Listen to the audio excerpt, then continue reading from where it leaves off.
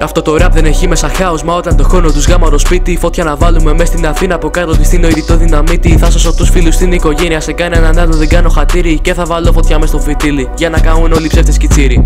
Προσπάθω τις μπάρες μες στα μέτρα να χωρέσω, μα και να πόσα προσπάθω να μεταλαμπαδεύσω. Σήμερα σε να αλλάσω με ένα flow θα σε εκπαιδεύσω. Και μην το παίζεις φίλος, μόνο σαν MC σου αρέσω.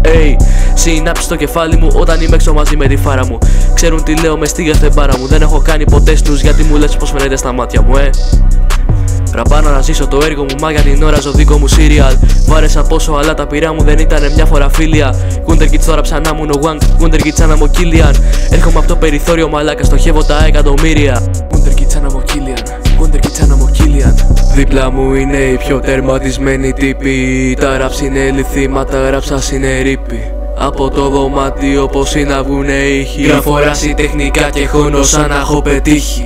Δίπλα μου είναι οι πιο τερματισμένοι τύποι. Τα raps είναι λιθίμα, τα raps σας είναι ρήπη. Από το δωμάτιο πως είναι να βγουνε ήχοι. Γράφω ράση τεχνικά και χώνω σαν να έχω πετύχει. Και το μέλλον είναι το δικό μας, και ο κόσμος είναι όλος δικός μας. Ίσως να το ταγκάρω κι εγώ όταν ταινία γυριστεί στο νουάρ σκηνικό μας. Μία από τις σκηνές ίσως να γυριστεί όταν πίναμε το τσιπουρό μας. Κι ήμασταν ξεφτύλες κι οι δύο, μα ήμασταν χαρούμενοι μες στο μυαλό μας. Ο μπρο μου έδιρε φασίστα, τον χρέωσε ο διευθυντής του σχολείου. Γιατί αυτός πλεγόταν σαν μπουτάνα όταν έτρωγε ξύλωμα και στο γραφείο. Όσο για εμένα τρέχω για να γράψω το μινόρε του περιθωρίου.